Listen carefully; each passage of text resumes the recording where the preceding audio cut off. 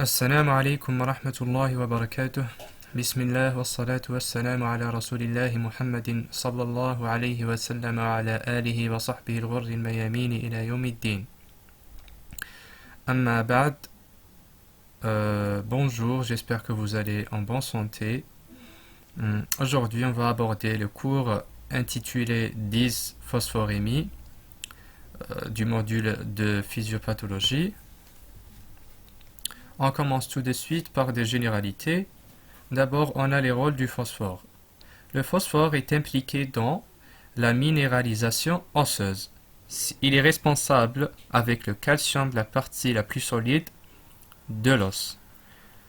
C'est le composant essentiel de l'ADN, l'ARN et de diverses molécules organiques. Donc, il est impliqué dans l'information génétique. Le phosphore joue un rôle primordial dans le transport, la transduction du signal et la mise en réserve de l'énergie. Comment ça? Il entre dans la composition de l'ATP comme source d'énergie, de l'ADP, la même chose, et de l'AMPC, ou l'AMP cyclique, qui est impliqué dans la transduction du signal intercellulaire. Ensuite, le phosphore est impliqué comme un tampon extracellulaire et intracellulaire pour la réserve de l'équilibre acido-basique. Il assure la contraction musculaire via la créatine phosphate. La créatine phosphate est une enzyme. Donc, la relation qui explique ce mécanisme de contraction musculaire par le phosphore, c'est cette relation-là. On a l'ADP plus le phosphore, ou bien le PI du phosphocréatine. On aura une déphosphorylation de la phosphocréatine qui donne un phosphore à l'ADP qui devient un ATP et donc une énergie qui sera utilisée pour la contraction musculaire. Et donc, comme on va voir ensuite, lorsqu'on a un manque de phosphore, la contraction musculaire sera défectueuse. Donc, le phosphore a un rôle primordial dans la conduction nerveuse. Dans les nerfs, comme vous saviez déjà, dans les nerfs, le potentiel d'action, pour qu'il sera transféré, on a des échanges des ions entre le milieu intra- et extracellulaire, principalement via les pompes Na+, K+, ATPase. Et l'action de ces pompes nécessite leur déphosphorylation et leur phosphorylation pour le passage des ions Na+, K+. Et donc, le potentiel d'action ne sera transféré qu'à la présence de phosphore. Vu son rôle primordial dans l'organisme, les conséquences de sa carence, ça veut dire le phosphore, ou de son excès peuvent être très graves. Pourquoi? Parce qu'on a déjà vu que le phosphore est impliqué dans pas mal de mécanismes essentiels et primordiaux dans l'organisme.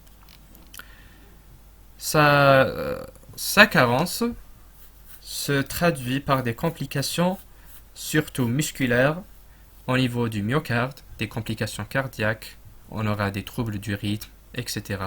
Des troubles respiratoires, les muscles respiratoires, principalement le diaphragme, on peut avoir une détresse respiratoire et donc une hypoventilation, et aussi des troubles neurologiques. On passe maintenant à la répartition du phosphore dans l'organisme. Où il se localise.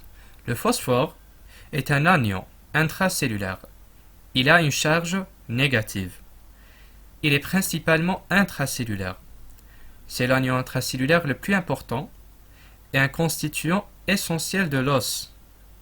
Le phosphore existe sous deux formes, soit des formes organiques, où il est lié aux protéines ou aux lipides. sous le nom de phosphoprotéines, de phospholipides, et aussi lié aux acides nucléiques. Il peut exister également sous forme inorganique, appelé phosphate. Il est surtout complexé à d'autres ions sous cette forme. Soit il est complexé au calcium, au magnésium, ou bien sous une forme libre d'orthophosphate. Le phosphore se répartit en 85% dans les os sous forme liée au calcium, formant l'hydroxyapatite. 15% sont présents en intracellulaire sous forme de composés organiques, lipidiques, protéiques ou acides nucléiques, comme on l'a déjà vu.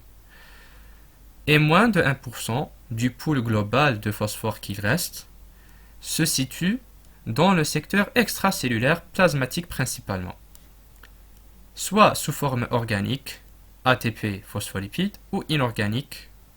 Au pH physiologique se présente sous forme des ions inorganiques, soit complexés au calcium, magnésium ou bien sous forme libre d'orthophosphate. Ici, on a une remarque très importante. La relation entre le calcium et le phosphore. Le calcium et le phosphore, dans leur majeure partie, forment la partie la plus solide de l'os, sous forme d'hydroxyapatite. Et donc, leurs concentrations sont fortement corrélées. On a cette relation-là qui dit la concentration du calcium fois la concentration du phosphore est égale à une constante K. Et donc, si l'un des composants, soit le calcium, soit le phosphore, augmente, il le fait aux dépens de l'autre. Pourquoi? Pour que cette constante reste à la même norme. Les deux concentrations sont fortement liées. Et donc, par exemple, si on a le calcium augmente, la concentration du calcium augmente, par conséquent, la concentration du phosphore diminue. La régulation du phosphore. On a trois sites de régulation, plus une régulation hormonale. Quels sont ces trois sites? L'intestin, le rein et l'os. On commence par l'intestin. D'abord, les apports journaliers sont de 600 à 1600 mg. Le phosphore se trouve dans la plupart des aliments riches en protéines, tels que les produits laitiers, surtout le pistache, etc., à tel point que les hypophosphatémies liées à un déficit d'apport sont rares. Pourquoi? Parce qu'ils se trouvent dans la plupart des aliments. Il est rare de retrouver une hypophosphatémie liée à un déficit d'apport. 60 à 65%, ce qui est égal à 2 tiers des apports journaliers du phosphore, seront réabsorbés principalement au niveau de l'intestin grêle, principalement dans le jéjunum et l'ilion, et aussi, comme remarque, l'intestin est le seul lieu de réabsorption du phosphore qui entre dans l'organisme. Il existe deux types d'absorption. Soit au niveau de l'intestin, soit une absorption passive, c'est lorsqu'on a de fortes concentrations de phosphore dans le flux et dépend du gradient de concentration de phosphate. Donc le phosphore passe du milieu le plus concentré vers le milieu le moins concentré, et une absorption active lorsqu'on a des faibles concentrations de phosphore ingérées. Le flux actif de phosphore ou bien de phosphate, lorsqu'on dit phosphate, c'est sa forme inorganique.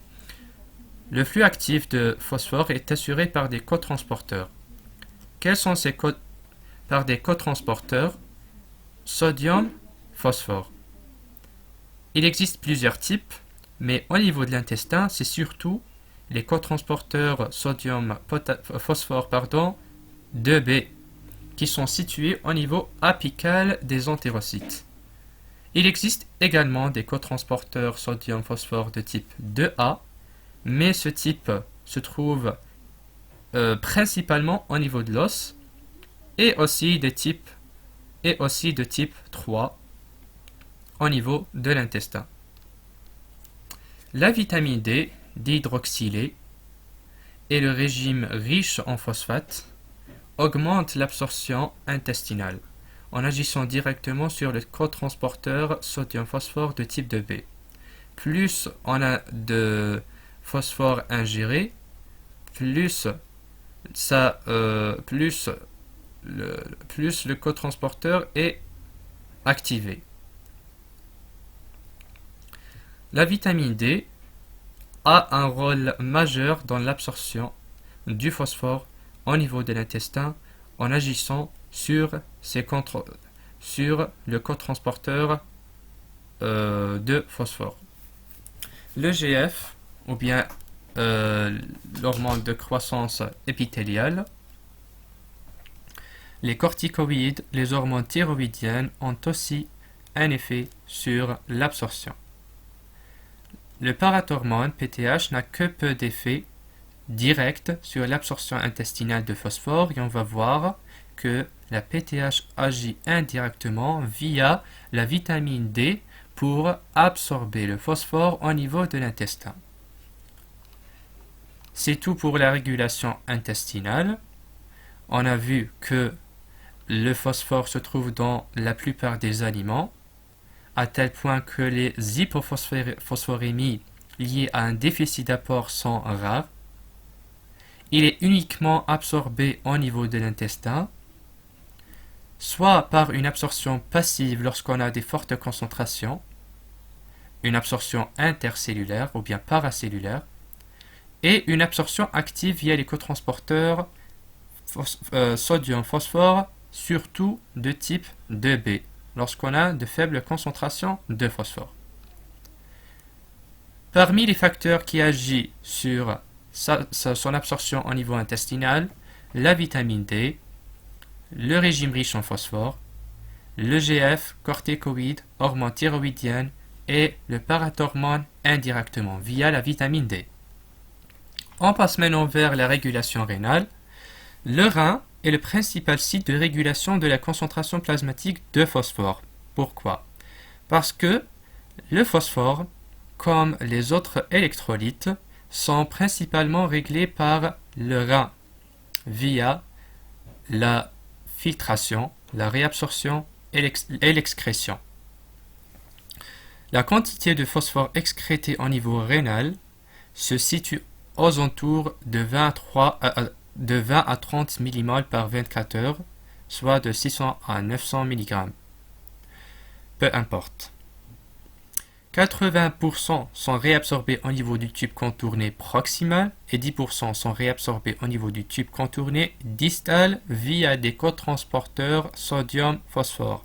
Donc, le phosphore est majoritairement réabsorbé au niveau du tube contourné proximal et à moindre degré au niveau du tube contourné distal. Donc la régulation rénale du phosphore se fait majoritairement au niveau du tube contourné proximal via des cotransporteurs sodium-phosphore et à moindre degré au niveau du tube contourné distal. On passe maintenant vers la régulation osseuse. L'os est un tissu vivant qui se renouvelle en permanence grâce à deux types de cellules, les ostéoclastes et les ostéoblastes, sous le nom du remodélage osseux, sous la dépendance du système endocrinien. Les ostéoclastes doivent d'abord détruire l'os ancien en creusant des lacunes. C'est la résorption osseuse. Donc, la résorption osseuse est assurée par les ostéoclastes qui creusent des lacunes dans l'os. Puis, les ostéoblastes viennent remplir ces lacunes creusées par les ostéoclastes par des protéines de remplissage. Ce tissu osseux jaune au tissu ostéoïde après le remplissage par des protéines va ensuite se calcifier. C'est la minéralisation osseuse par le couple phosphate-calcium ou l'hydroxyapatite sous la dépendance de la vitamine D principalement. Le phosphore est nécessaire à l'ostéogenèse et serait transféré dans les ostéoblastes via un cotransporteur sodium-phosphore. La PTH ou parathormone et l'IGF-1 ou le facteur Insulin-like growth factor régulent ce cotransporteur. Quel cotransporteur? Le cotransporteur qui est responsable de transférer le phosphore dans les ostéoblastes pour combler les lacunes par les protéines.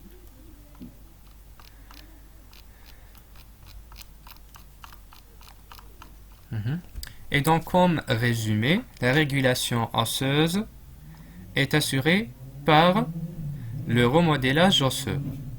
Lorsqu'on a par exemple un taux bas de phosphore, on va avoir la parathormone qui stimule les ostéoclastes qui vont creuser des lacunes ou bien pour stimuler la résorption osseuse, libération du phosphore et du calcium et pour équilibrer le taux du phosphore dans le sang. Comme vous voyez dans cette photo, la PTH ou parathormone est stimulée directement par la calcémie. Lorsqu'on a une hypocalcémie veut dire une hyperphosphorémie. Vous vous souvenez de la relation qui dit le phosphore fois le calcium égale une constante, et donc une hypocalcémie égale une hyperphosphorémie. Dans le cas d'une hypocalcémie, il y aura une stimulation de la sécrétion de la PTH augmente, cette dernière va stimuler l'activation de la vitamine D au niveau rénal, et puis, via la vitamine D, qu'est-ce qu'on aura? On aura une augmentation de l'absorption intestinale du calcium et du phosphore aussi, une augmentation de la réabsorption du calcium et au niveau rénal et diminution de la réabsorption du phosphore au niveau du tube contourné proximal. Et donc, une augmentation de l'excrétion du phosphore, ou bien on aura une hyperphosphaturie. La PTH stimule aussi via la vitamine D l'augmentation de la résorption osseuse pour la libération du calcium et du phosphore. Je vais vous schématiser ça pour bien la mémoriser. Donc, on a la PTH ou parathormone. La parathormone qui est sécrétée par les glandes parathyroïdiennes qui sont situées sur le lobe postérieur de la glande thyroïde. Lorsqu'on a des faibles concentrations en calcium, cela signifie des fortes concentrations en phosphore. Les faibles concentrations en calcium vont stimuler la sécrétion de la PTH qui sera augmentée. La PTH, elle va agir au niveau de l'os,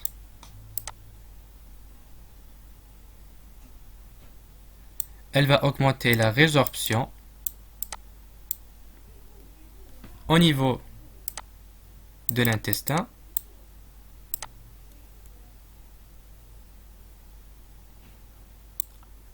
et au niveau rénal.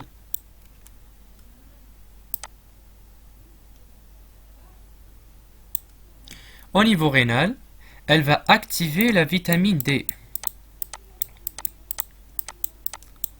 Et puis, via la vitamine D, elle va augmenter l'absorption du phosphore et du calcium. Et aussi au niveau de l'os, via la vitamine D, elle va augmenter la résorption osseuse pour libérer du phosphore et du calcium qui seront impliqués dans la régulation ou bien pour maintenir l'équilibre phosphocalcique. Lorsqu'on a la libération du phosphore et du calcium après la résorption osseuse, ces deux derniers sont liés sous forme d'hydroxyapatite.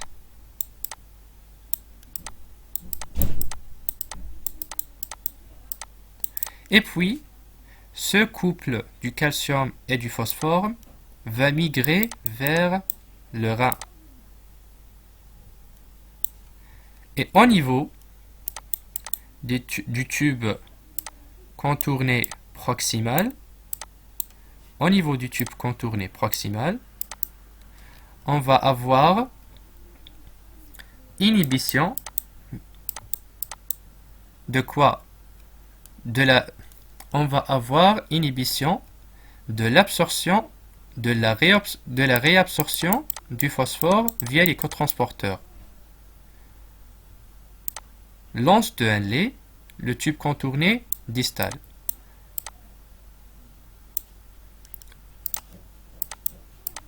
Au niveau du tube contourné proximal, au niveau du tube contourné distal. Au niveau du tube contourné proximal, on aura, via la PTH, inhibition de la réabsorption du phosphore, parce que le phosphore est majoritairement réabsorbé au niveau du tube contourné proximal par les cotransporteurs phosphore-sodium. Par la PTH, on aura inhibition de cette action. Et, en même temps, on aura une augmentation de la réabsorption du calcium au niveau du tube contourné distal. Et donc, qu'est-ce qu'on aura? On aura une hyperphosphaturie, parce que la quantité du phosphore excrété sera augmentée, et une hypercalcémie, parce que la quantité du calcium a augmenté. Donc, il y aura une correction de ce déséquilibre. Le calcium augmente et le phosphore diminue une autre fois et l'équilibre sera établi. J'espère que vous avez compris. On continue.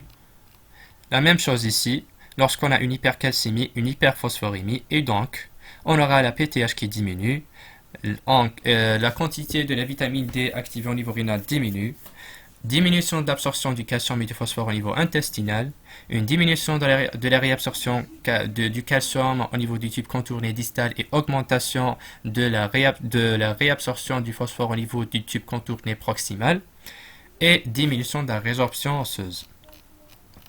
Après ces trois sites de régulation intestinale, rénale et osseuse, il existe aussi une régulation hormonale assurée par trois hormones. La régulation hormonale phosphocalcique est assurée par trois hormones. Le parathormone, la calcitonine et le calcitriol, ou la vitamine D. On commence par le parathormone. Le parathormone, ou PTH, c'est l'hormone sécrétée par les glandes parathyroïdiennes situées au niveau du lobe de la face postérieure de la glande thyroïdienne. La parathormone est une hormone hypophosphatémiante hypercalcémiante. Elle a pour rôle d'augmenter la concentration du calcium et de diminuer la concentration du phosphore. La parathormone, comme on l'a déjà vu dans la schématisation, a une action sur trois sites de l'organisme. Au niveau de l'os, elle augmente la résorption ostéoclastique. Au niveau du rein, elle augmente la réabsorption calcique et diminue la réabsorption phosphatémique et diminue la réabsorption phosphorique. Et au niveau intestinal, elle n'a pas d'action directe, mais elle agit indirectement via la vitamine D, qu'elle va augmenter l'absorption du calcium et du phosphore. En deuxième lieu, on a la calcitonine. C'est une hormone produite par les cellules parafolliculaires ou bien les cellules C de la thyroïde. Dans la thyroïde, comme vous saviez, on a la thyroïde. On a des follicules dans la thyroïde. Des follicules responsables de la formation et de la sécrétion des hormones thyroïdiennes. Et à côté de ces follicules thyroïdiennes, on a des cellules parafolliculaires. Ces cellules parafolliculaires sont chargées de la formation et la sécrétion de la calcitonine.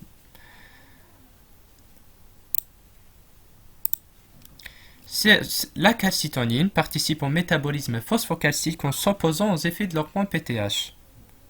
Quel est le rôle de cette hormone? C'est une hormone hypocalcémiante, hypophosphorémiante.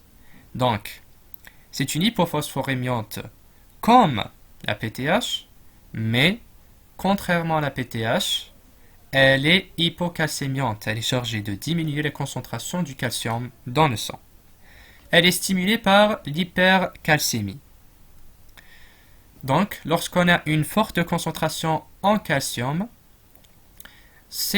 la calcitonine est libérée pour diminuer cette forte concentration.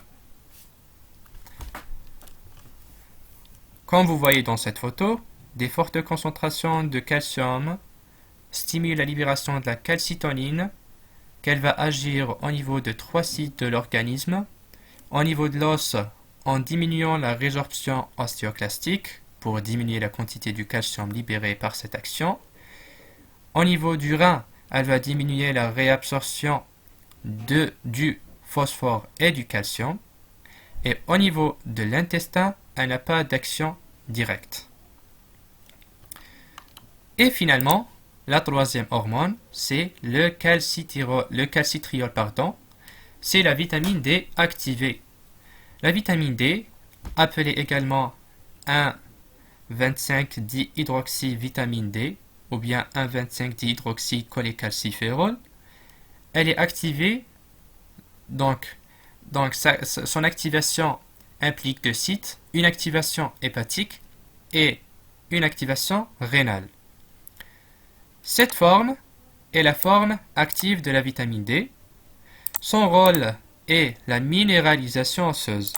La vitamine D a pour rôle la minéralisation osseuse. C'est pour rendre l'os plus rigide, plus solide. Elle est hypercalcémiante, hyperphosphatémiante. La vitamine D est un antagoniste pour la calcitonine. La vitamine D, après activation, agit au niveau de l'intestin et au niveau de l'os. Au niveau de l'intestin, elle augmente l'absorption du calcium et l'absorption des phosphates.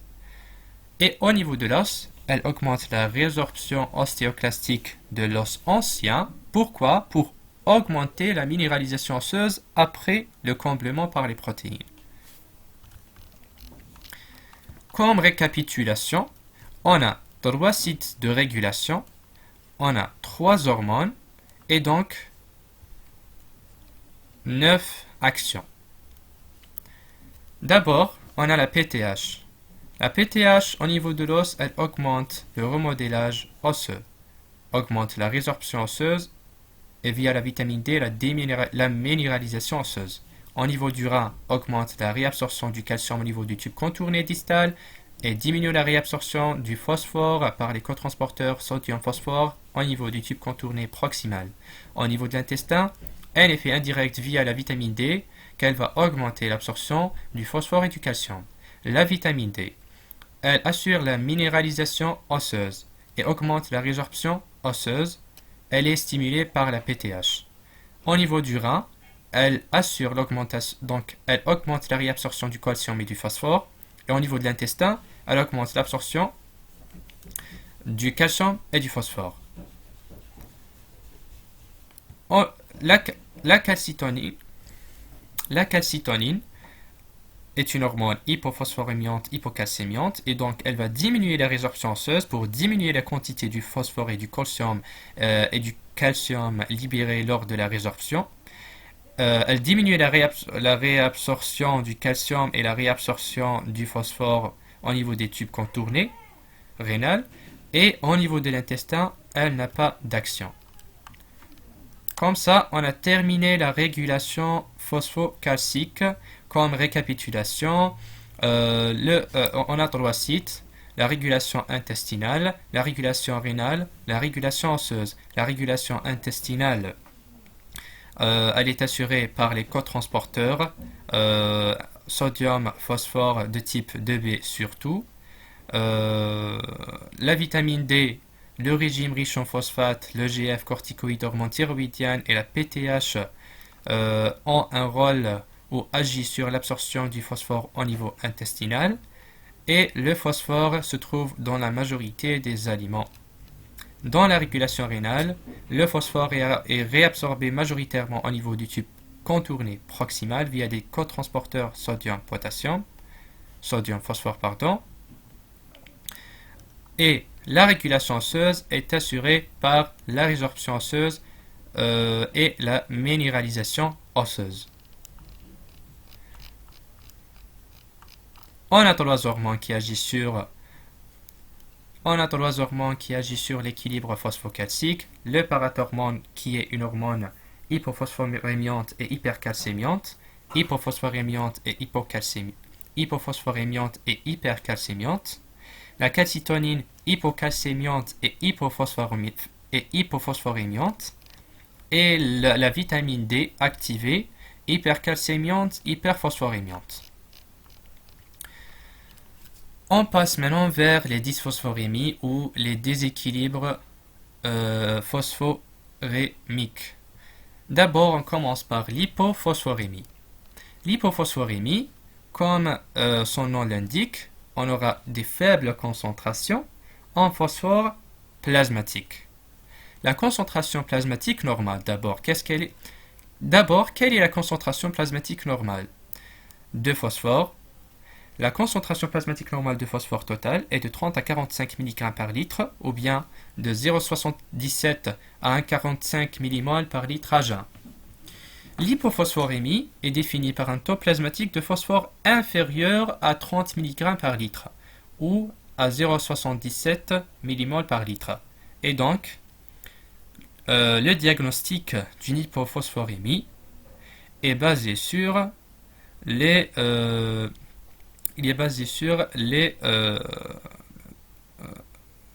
tests biologiques ou bien les tests biochimiques. Lorsqu'on a un taux inférieur à 30 mg par litre, on évoque une hypophosphorémie. L'hypophosphorémie peut être liée à l'hypophosphorémie est causée par 3 mécanismes. Elle est causée par 3 mécanismes. Soit une déplétion phosphorée vraie. Une déplétion phosphorée vraie. Vraie parce qu'elle est causée par une diminution de l'absorption ou bien de l'ingestion. Elle est due à un déficit d'apport. C'est pour ça qu'elle est dite vraie. Ou bien par un transfert intracellulaire, un transfert du milieu plasmatique du phosphore vers le milieu intracellulaire, ou bien par une augmentation de l'excrétion rénale du phosphore. Les hypophosphorémies de transfert sont beaucoup plus fréquents en réanimation et peuvent être profondes. Comme vous voyez dans cette photo-là, dans ce tableau, comme on a déjà vu, l'hypophosphorémie, elle est due soit à une augmentation de l'excrétion du phosphore, soit à une diminution de l'absorption intestinale et de l'ingestion, soit à un phénomène de transfert du phosphore de l'espace plasmatique vers l'espace intracellulaire, ou bien à d'autres mécanismes. On commence par l'augmentation de l'excrétion du phosphore au niveau rénal. Qu'est-ce qu'il provoque, cette augmentation d'excrétion au niveau rénal? D'abord, on a l'hyperparathyroïdisme primaire.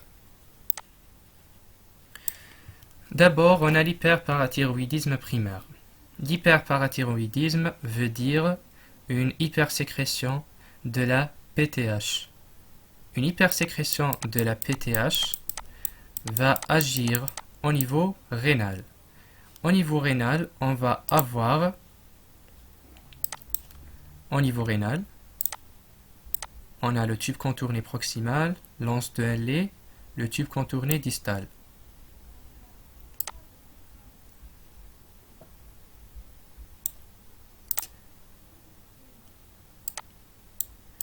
Au niveau du tube contourné proximal, physiologiquement, le phosphore est réabsorbé par les cotransporteurs sodium-phosphore.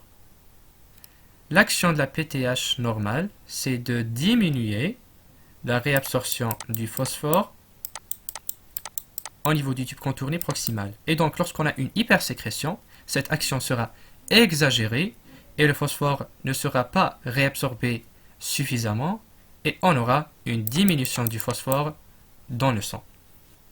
C'est ça l'hyperparathyroïdisme primaire. On passe vers le deuxième mécanisme de l'augmentation de l'excrétion rénale du phosphore, c'est le déficit en vitamine D. Lorsqu'on a un déficit en vitamine D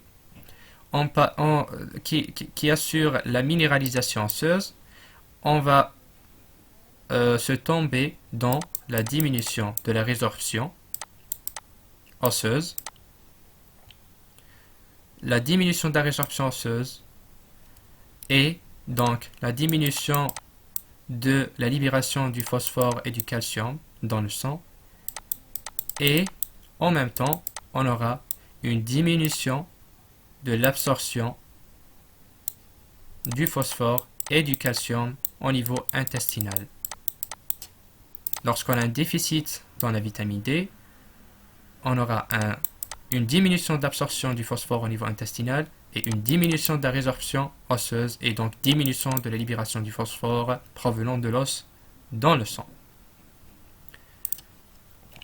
Le syndrome de Fanconi.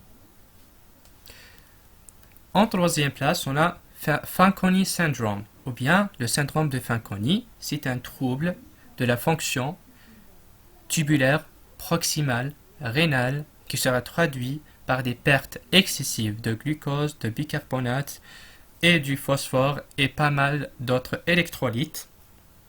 Et donc, on va avoir une hypophosphorémie. Les diurétiques. L'action des diurétiques, c'est d'augmenter la diurèse. L'augmentation de la diurèse veut dire l'augmentation de perte des phosphores et d'autres électrolytes dans les urines. Et donc, on va avoir une hypophosphorémie. Et finalement, on a l'éthylisme. L'éthylisme va provoquer une fuite rénale par action tubulaire directe de l'alcool. Comme ça, on a terminé le mécanisme de l'augmentation de l'excrétion du phosphore. L'augmentation de l'excrétion, on a dit qu'elle est provoquée soit par hyperparathyroïdisme primaire, hypersécrétion de la PTH, et donc une exagération de l'inhibition de la réabsorption du phosphore, soit par le déficit de la vitamine D qui va provoquer une diminution d'absorption du calcium, du phosphore au niveau intestinal et diminution de la résorption osseuse. Le syndrome de Fanconi, qui est un trouble du tubule proximal rénal qui sera traduit par des pertes excessives des électrolytes et surtout du phosphore. Les diurétiques, leur action est évidente. Et l'éthylisme qui va agir directement au niveau du tubule rénal, provoquant une fuite rénale de phosphore. Le deuxième mécanisme de l'hyperphosphorémie, c'est la diminution de l'absorption et de l'ingestion du phosphore. Cette diminution de l'absorption et de l'ingestion est provoquée soit par des pathologies digestives telles que les vomissements, les nausées, ulcères, etc. Donc, la malnutrition qui va provoquer une dénutrition ou bien une anorexie mentale. Anorexie mentale, c'est le perte d'envie de manger d'origine psychique, soit par des médicaments. Les médicaments vont provoquer comme les antiacides, donc les antiacides qui sont prescrits pour diminuer l'acidité gastrique. Ces antiacides contiennent des ions tels que l'aluminium et d'autres ions qui sont chargés positivement. Ces ions-là vont se fixer sur le phosphore au niveau de l'intestin et empêchent son transport vers la lumière intestinale, vers le sang. Le déficit de la vitamine D, c'est la même chose. La vitamine D, le déficit de la vitamine D. Le déficit de la vitamine D va provoquer une diminution de l'absorption du phosphore au niveau intestinal. Et l'éthylisme, ou bien l'alcoolisme, l'alcool va provoquer donc l'éthylisme. Généralement, les personnes qui boivent de l'alcool souffrent de malnutrition. Ils souffrent de malnutrition et donc diminution des taux du phosphore ingérés. Le troisième mécanisme est donc la diminution d'absorption et d'ingestion du phosphore. Elle est due soit à des pathologies digestives telles que les vomissements, ulcères, soit à une malnutrition et anorexie mentale, soit à des médicaments tels que les antiacides ou les pansements gastriques qui empêchent son absorption au niveau intestinal, soit un déficit de la vitamine D qui va diminuer l'absorption du phosphore et du calcium au niveau intestinal, soit à l'alcoolisme. Le troisième phénomène, c'est le phénomène de transfert du milieu plasmatique vers le milieu intracellulaire. Le phénomène de transfert est causé soit par le syndrome de renutrition ou refeeding syndrome. Le syndrome de renutrition, c'est lorsqu'on a une dénutrition, puis une renutrition. Lorsqu'on a une dénutrition, donc, comme vous voyez ici, lorsqu'on a ici une cellule et on a le sang. Lorsqu'on a une dénutrition, les quantités de glucose, on n'a pas de quantité suffisante de glucose et les cellules souffrent. Lorsqu'on a une rénutrition, des fortes quantités de glucose arrivent au niveau de la cellule. Et donc, lorsque l'insuline va introduire le glucose vers la cellule, comme vous le saviez, le métabolisme, ou bien la glycolyse la première étape de la glycolyse nécessite la phosphorylation du glucose. C'est la première étape par l'hexokinase.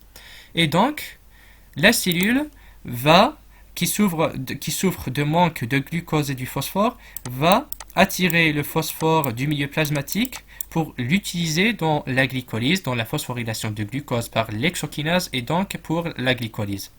Et donc, cette action d'attirement du phosphore du milieu plasmatique vers le milieu intracellulaire va provoquer une baisse de la quantité du phosphore dans le milieu plasmatique et on aura une hypophosphorémie. J'espère que vous avez compris. Et donc, le deuxième mécanisme de transfert, c'est la perfusion de glucose. C'est le même principe du syndrome de renutrition. Lorsqu'on a une perfusion de glucose, on aura une forte concentration de glucose dans le sang. Les cellules vont attirer le phosphore du milieu plasmatique vers le milieu intracellulaire pour l'utiliser dans la phosphorylation de ce glucose. L'acidocétose diabétique. L'acidocétose diabétique signifie qu'on a donc une faible quantité d'insuline et une forte quantité de glucose. La forte quantité de glucose provoque une hyperosmolarité. Cette hyperosmolarité sera réglée par les reins par une polyurie osmotique pour éliminer l'excès de glucose et maintenir l'équilibre osmotique. Et cette polyurie osmotique provoque une élimination concomitante du phosphore avec le glucose et on tombe sur une hypophosphorémie. Pour l'insulinothérapie, c'est le même principe du syndrome de rénutrition. Pour un patient diabétique, on a des fortes concentrations de glucose, des faibles concentrations de l'insuline. Lorsqu'on injecte l'insuline, fait entrer le glucose vers les cellules vont attirer le phosphore du milieu plasmatique pour la glycolyse et on aura une hypophosphorémie. Et finalement, on a l'alcalose respiratoire. Pour l'alcalose respiratoire, l'alcalose respiratoire veut dire on a une alcalose, augmentation du pH. Pourquoi une augmentation du pH? Parce qu'on a un excès d'élimination du CO2 par les poumons suite à une hyperventilation. Donc une hyperventilation, un excès ou bien une élimination exagérée du CO2 par les poumons. On aura pour la correction de l'équilibre acido-basique plasmatique, on aura la sortie du CO2 intracellulaire vers le milieu plasmatique pour la correction de la balance acido-basique plasmatique. La diminution du CO2 intracellulaire qui a sorti va augmenter le pH intracellulaire et donc une alcalose intracellulaire.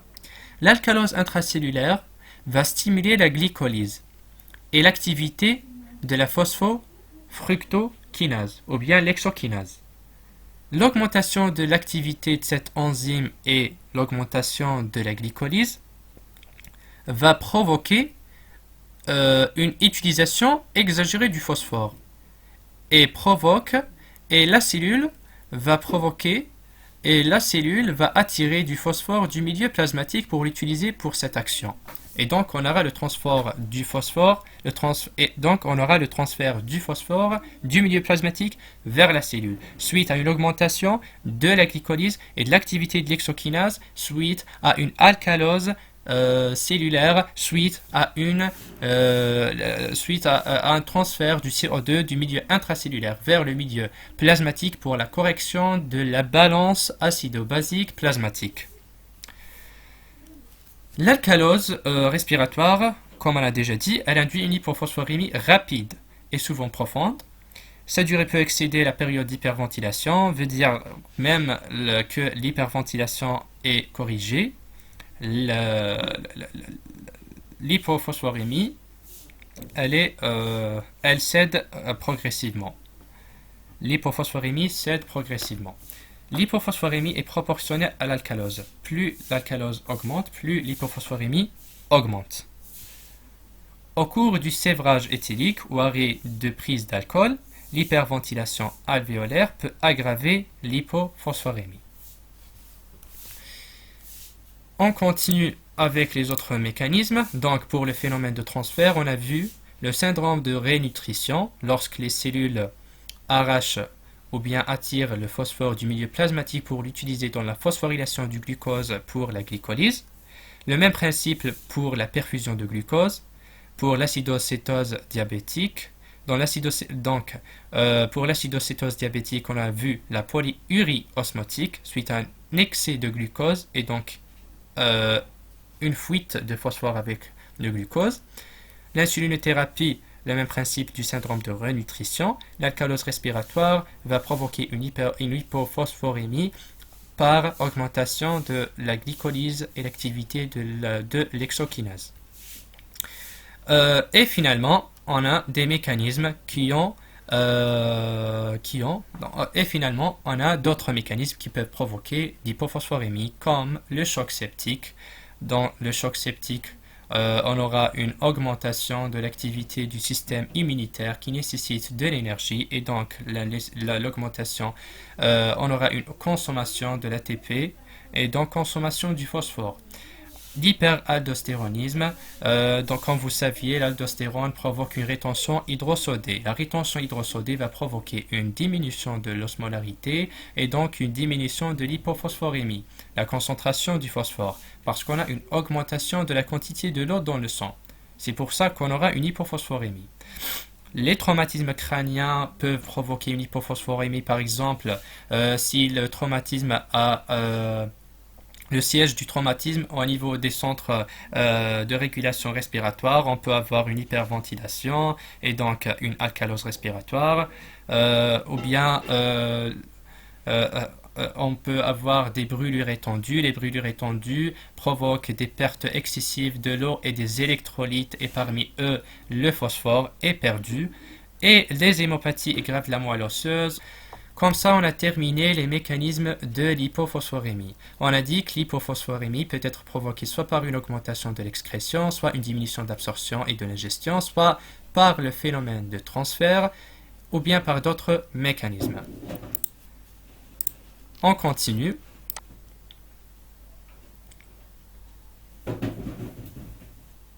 Les conséquences cliniques des hypophosphorémies. L'hypophosphorémie provoque des troubles neurologiques parce que le phosphore est impliqué dans le transfert du potentiel d'action via les pompes ANA+K+, ATPase. Et donc, l'hypophosphorémie va provoquer des troubles neurologiques tels que l'anxiété, hallucination, confusion mentale, coma, myopathie, aréflexie, ataxie. Ataxie, c'est l'ensemble des troubles qu'on va avoir lorsqu'on ferme les yeux, c'est perte d'équilibre, etc. Convulsions, polyradiculonévrite, quadriplégie. Donc l'hypophosphorémie peut provoquer même la paralysie. Quadriplégie, c'est la paralysie des 4 membres. Les troubles visuels, des paresthésies péribuccales tels que des picotements, troubles de déglutition, de phonation et de la vision, ophtalmoplégie. Donc, ces troubles de ophtalmoplégie, quadriplégie, ophtalmoplégie. En deuxième place, l'hypophosphorémie peut provoquer un retentissement respiratoire. Pourquoi? Parce que une hypophosphorémie va provoquer une diminution de la contraction musculaire. Le phosphore est nécessaire pour la contraction musculaire. Une hypophosphorémie va provoquer une diminution de la contraction, voire une paralysie. Donc, lorsqu'on a une diminution au dysfonctionnement du muscle diaphragmatique, on aura une diminution de la respiration, on aura une hypoventilation, on peut avoir une détresse respiratoire. Les troubles cardiaques, même pour le muscle myocardique, est affecté par l'hypophosphorémie. Sa contraction va être diminuée. L'insuffisance cardiaque aiguë, réversible, peut être réversible par on peut avoir une insuffisance cardiaque aiguë réversible par hypocontractilité du muscle cardiaque suite à une hypophosphorémie. Et donc, on peut avoir aussi des troubles du rythme cardiaque, soit des tachycardies ventriculaires ou supraventriculaires réversibles après traitement. On peut avoir aussi une diminution de la sensibilité aux catécholamines. Une diminution de la sensibilité aux catécholamines. Les catécholamines ont pour rôle de régler le rythme cardiaque en se fixant sur ces récepteurs du myocarde. Donc, la sensibilité aux catécholamines est affectée par le phosphore, et donc une hypophosphorémie va diminuer cette sensibilité aux catécholamines, et donc on aura des troubles de rythme. Mais aussi, l'hypophosphorémie peut provoquer une atonie intestinale. C'est l'absence du tonus intestinal, arrêt du transit intestinal, et donc on tombe sur une constipation. Au niveau de l'os, on va avoir une augmentation de la résorption osseuse et donc une ostéomalacie. On aura une augmentation de la résorption osseuse sans minéralisation osseuse. La résorption sans minéralisation va rendre l'os fragile et on tombe sur une ostéomalacie. L'ostéomalacie, c'est lorsque l'os devient fragile, il est pauvre en phosphate et en calcium, il est pauvre en phosphore et il devient comme les tissus mous. Ostéomalacie provient de l'os mou. Et donc, l'hypophosphorémie peut provoquer aussi une anémie hémolytique. Pourquoi? Parce que les globules rouges nécessitent du phosphore. Les globules rouges ont pour source d'énergie seulement le glucose. La glycolyse ont pour source d'énergie seulement la glycolyse. La glycolyse nécessite du phosphore. Hypophosphorémie signifie diminution de la glycolyse et donc les globules rouges vont mourir et s'éclatent. Les lithiases rénales ou bien les calculs rénales.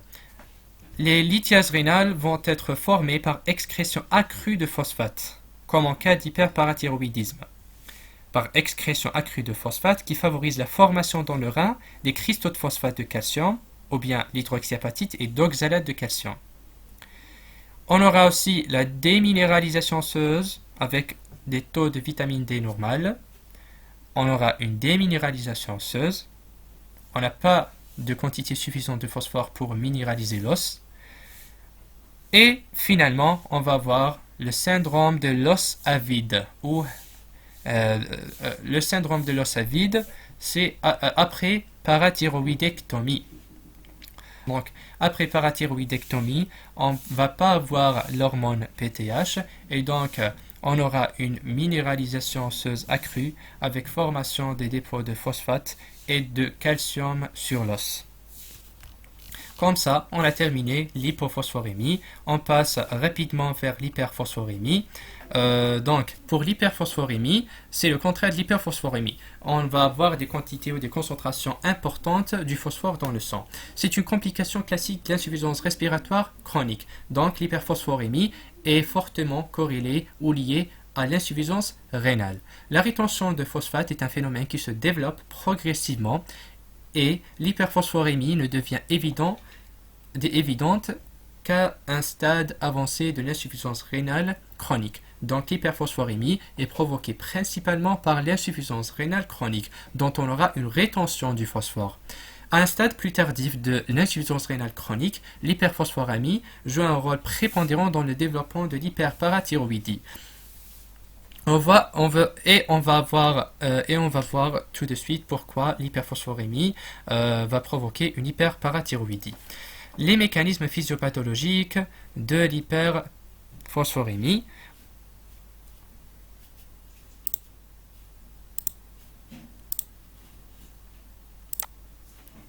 L'hyperphosphorémie a 4 mécanismes physiopathologiques, soit la diminution d'excrétion du phosphore et donc une rétention.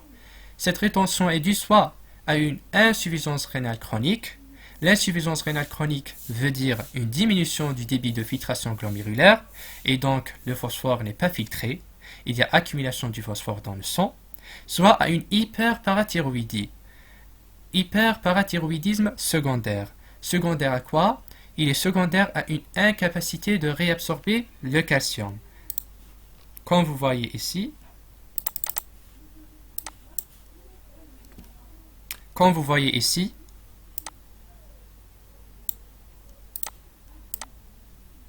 lorsqu'on a une incapacité de réabsorber le calcium au niveau du tubule contourné distal, lorsqu'on a une incapacité de réabsorber le calcium au niveau du tube contourné distal, la PTH sera sécrétée de manière exagérée. Pourquoi? Parce que pour régler ce problème. Parce que la PTH a pour action d'augmenter la réabsorption du calcium au niveau du tube contourné proximal.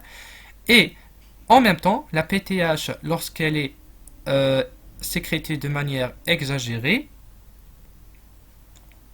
lorsqu'elle est sécrétée de manière exagérée,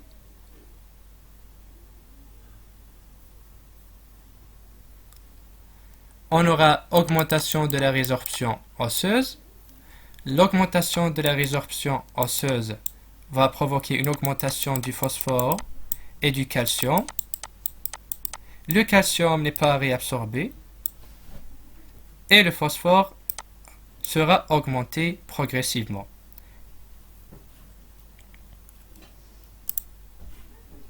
Le deuxième mécanisme physiopathologique est l'augmentation de l'absorption et de l'ingestion intestinale. Cela est provoqué soit par le syndrome de Brunette ou bien l'ingestion des laxatives et des dérivés de la vitamine D. Les laxatives et les dérivés de la vitamine D vont provoquer l'augmentation de l'absorption du phosphore au niveau intestinal. Alors que le syndrome de Brunette,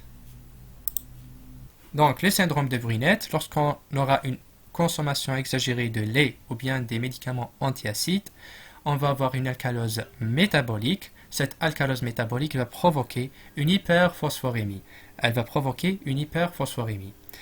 Et en troisième place, on a le phénomène de transfert. Le phénomène de transfert du milieu intracellulaire vers le milieu extracellulaire. Lorsqu'on a Donc, c'est le cas du rhabdomyolyse. La rhabdomyolyse, c'est la dégradation du muscle squelettique progressive. La dégradation du muscle squelettique va provoquer la libération du phosphore parce que le phosphore est le principal anion intracellulaire. On aura une hyperphosphorémie. Et l'hypercatabolisme va provoquer, donc l'hypercatabolisme ou hyperdégradation va libérer des quantités énormes de phosphore, et même le syndrome d'hyperthermie maligne. Lorsqu'on a une hyperthermie, les cellules vont souffrir, ils vont mourir et ils vont libérer du phosphore. Pour l'acidocétose diabétique, lorsqu'on a une acidocétose diabétique, les cellules seront incapables d'attirer du phosphore du milieu plasmatique, mais l'installation de l'hyperphosphorémie dans ce cas sera lente à cause de la polyurie osmotique. Cette hyperphosphorémie sera lente. L'acidose respiratoire, le mécanisme contraire de l'alcalose respiratoire. L'acidose respiratoire, contrairement, elle va provoquer suite à une ventilation, elle va provoquer une acidité du milieu plasmatique. La correction de cette acidité du milieu plasmatique est assurée par le transfert du CO2 du milieu plasmatique vers le milieu intracellulaire. Et donc l'augmentation de la quantité ou la concentration du CO2 dans le milieu intracellulaire va augmenter l'acidité du milieu intracellulaire. Cette augmentation de l'acidité va provoquer une hyperphosphorémie en inhibant la glycolyse. Le syndrome de lyse tumorale, c'est le syndrome de lyse tumorale, c'est la lyse des cellules tumorales suite à la chimiothérapie, et même l'hémolyse aiguë vont provoquer une hyperphosphorémie par libération de leur contenu, notamment le phosphore dans le sang. Le quatrième mécanisme, c'est l'augmentation de la réabsorption du phosphore au niveau des tubules rénaux. Cette augmentation de la réabsorption est provoquée soit par hyperthyroïdie. L'hyperthyroïdie signifie une augmentation du débit cardiaque. Augmentation du débit cardiaque veut dire augmentation du débit de filtration glomérulaire. L'augmentation du débit de filtration glomérulaire va provoquer une augmentation de la réabsorption du phosphore au niveau des tubules rénaux. Le deuxième mécanisme, c'est l'acromégalie. L'acromégalie va provoquer une augmentation de l'excrétion de l'hormone de croissance. L'hormone de croissance agit au niveau des tubules rénaux. Il va provoquer une augmentation de la réabsorption du phosphore. L'hypoparathyroïdisme, lorsqu'on a un hypoparathyroïdisme suite à une parathyroïdectomie, chimiothérapie ou bien syndrome de Digeorge qui signifie des parathyroïdes très petits, donc des quantités insuffisantes du parathormone, on va avoir une augmentation de la réabsorption du phosphore au niveau du tube contourné proximal. La pseudo-hypoparathyroïdie, c'est un déficit génétique. C'est lorsque les récepteurs tubulaires de la PTH sont défectueux et donc l'action de la PTH n'est pas exercée au niveau des reins et le phosphore est réabsorbé de façon permanente. Et le phosphore est réabsorbé en grande quantité. Comme ça, on a terminé les mécanismes de l'hyperphosphorémie. Soit elle est due à une diminution de l'excrétion, une augmentation de l'absorption et de l'ingestion intestinale, un phénomène de transfert du phosphore du milieu plasmatique vers le milieu intracellulaire, ou bien à une augmentation de la réabsorption du phosphore au niveau des tubules rénaux. Les conséquences cliniques de l'hyperphosphorémie. L'hyperphosphorémie va provoquer des calcifications des reins, des articulations et du tissu conjonctif. Elle va provoquer des calcifications des reins, des articulations et des tissus conjonctifs. Les signes de l'hyperphosphorémie sont les mêmes signes de l'hypocalcémie. Les signes de l'hypocalcémie comme vous avez déjà vu dans le cours de dyscalcémie, les signes de l'hypocalcémie sont l'augmentation de l'excitabilité neuromusculaire, parce que vous savez que la contraction, ou bien la contraction musculaire, ou bien l'excitabilité neuromusculaire, elle est d'autant plus élevée que la concentration du calcium intracellulaire est élevée. On va avoir des picotements, des spasmes musculaires, en particulier dans les mains, les pieds et les muscles faciaux. On va avoir des crampes intestinales, des ostéoporoses et des fractures. Pourquoi? Parce qu'on a une hypocalcémie. On va avoir une diminution de la densité des os. Et on va avoir l'ostéoporose ou bien des pores dans les os et des fractures suite à la fragilité des os. Les cas graves montrent des convulsions et des tétanies, les tétanies qui sont des contractions musculaires involontaires progressives, et même on va avoir l'intervalle QT prolongé et même un arrêt cardiaque. Comme ça, on a terminé l'hyperphosphorémie. Comme remarque, la vitamine D stimule la minéralisation osseuse, sauf en cas d'hypervitaminose. En cas de concentration très élevée de la vitamine D, elle va stimuler la déminéralisation. Elle va provoquer la déminéralisation de l'os en hypervitaminose. Comme ça, on a terminé notre cours d'aujourd'hui. On a vu l'hypophosphorémie et l'hyperphosphorémie. Et finalement, on passe vers les QCM pour appliquer qu'est-ce qu'on a vu aujourd'hui. On commence par le premier QCM. L'hypophosphorémie peut être due à une alimentation riche en céréales, l'ingestion chronique de pansements gastriques, une alcalose sévère, une insuffisance rénale chronique. Toutes les réponses sont justes. Je vous donne 3 secondes pour réfléchir et on va voir ensemble la réponse juste. L'hypophosphorémie peut être due à une alimentation riche en céréales? Non, cette proposition est fausse. Une alimentation riche en céréales veut dire une alimentation riche en phosphore. Elle ne donne pas une hypophosphorémie. L'ingestion chronique de pansements gastriques. D'abord, quels sont les pansements gastriques? Les pansements gastriques, ce sont des médicaments, appelés également les antiacides, prescrits pour lutter contre l'acidité gastrique.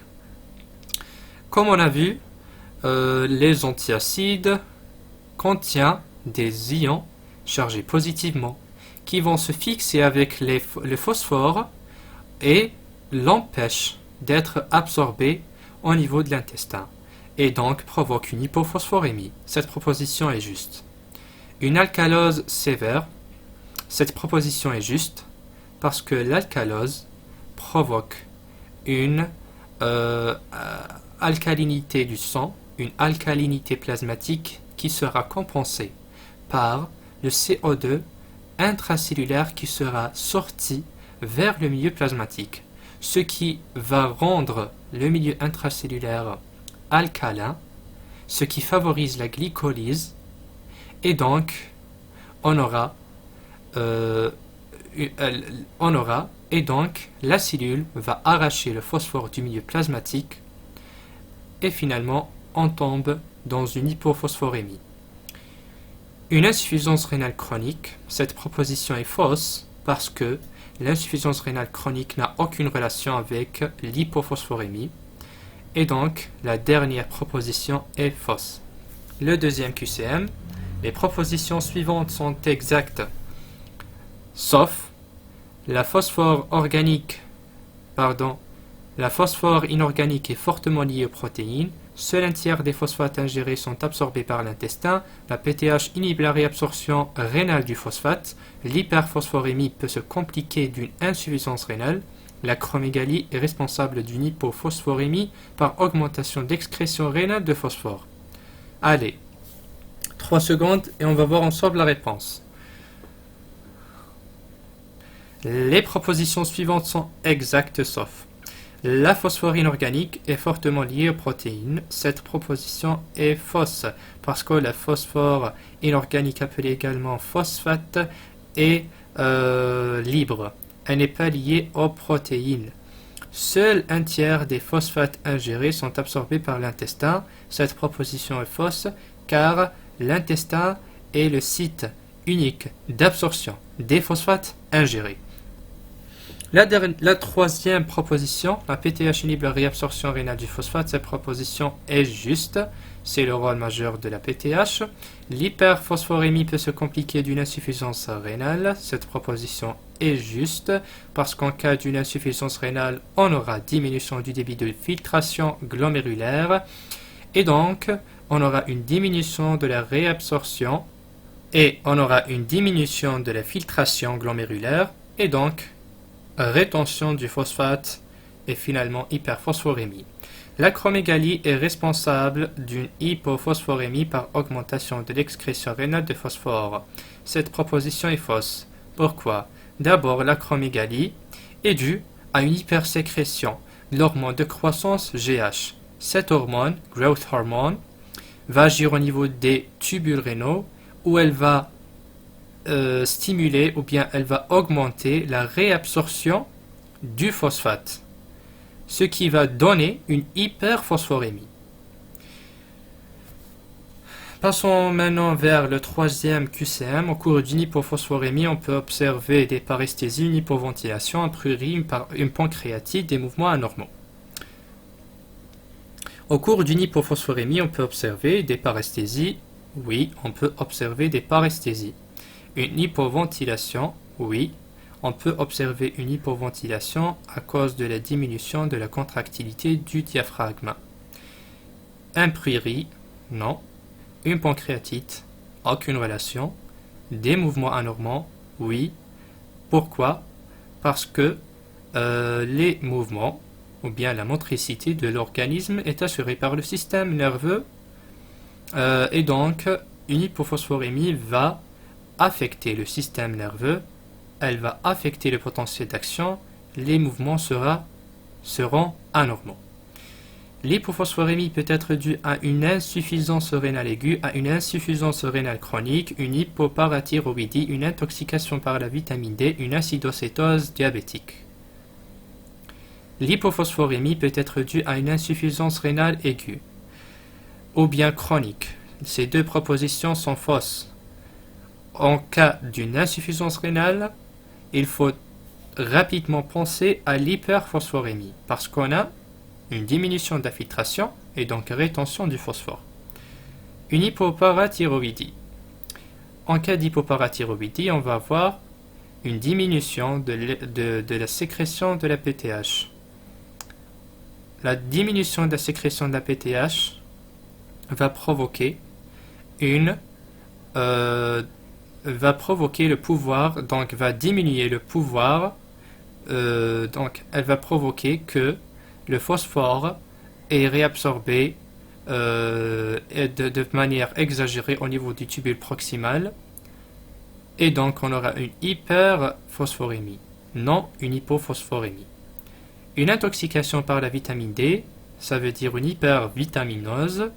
Je vous avais dit que la vitamine D a pour rôle la minéralisation osseuse, mais à forte dose, en cas d'hypervitaminose, elle va provoquer une déminéralisation osseuse. Donc, il y aura une résorption osseuse sans minéralisation, sans comblement par les protéines, et donc il y aura une libération exagérée de calcium et de phosphate vers le milieu plasmatique, et on aura une hyperphosphorémie. Une acidocétose diabétique, cette proposition est la proposition juste, parce qu'en cas d'une acidocétose diabétique, on aura le glucose qui est en forte concentration dans le plasma, l'insuline est en faible concentration, le glucose ne peut entrer dans les cellules que via l'insuline, que par l'insuline, et donc l'osmolarité augmente, ce qui provoque une polyurie osmotique, excrétion de glucose et fuite du phosphore dans les urines. Comme ça, on a terminé notre cours d'aujourd'hui. J'espère que vous avez compris tout ce qu'on a vu ensemble. سبحانك اللهم وبحمدك أشهد أن لا إله إلا أنت أستغفرك وأتوب إليك. الله وحده إن أصبت فمن الله وحده وإن أخطأت فمن نفسي ومن الشيطان. والعصر إن الإنسان لفي خسر إلا الذين آمنوا وعملوا الصالحات وتواصوا بالحق وتواصوا بالصبر. إذا كان هناك خطأ فأعلموني في التعليقات، وإذا كان هناك أي تنبيه أو إضافة فسنكون أكثر من ممتنين لسماعها وللعمل بها. جزاكم الله خيرا. وقبل الختام أحببت أن أشارككم بحديث لنبينا محمد صلى الله عليه وسلم عل وعسى ينفعكم في هذه العشر الأواخر من هذا الشهر المبارك. عن عائشة رضي الله عنها قالت: قلت: يا رسول الله، أرأيت إن علمت أي ليلة القدر ما أقول فيها؟ قال: قولي: اللهم إنك عفو تحب العفو فاعف عنا. فاللهم يا ذا الجلال والإكرام، اللهم إنك عفو كريم تحب العفو فاعف عنا. والسلام عليكم ورحمة الله وبركاته.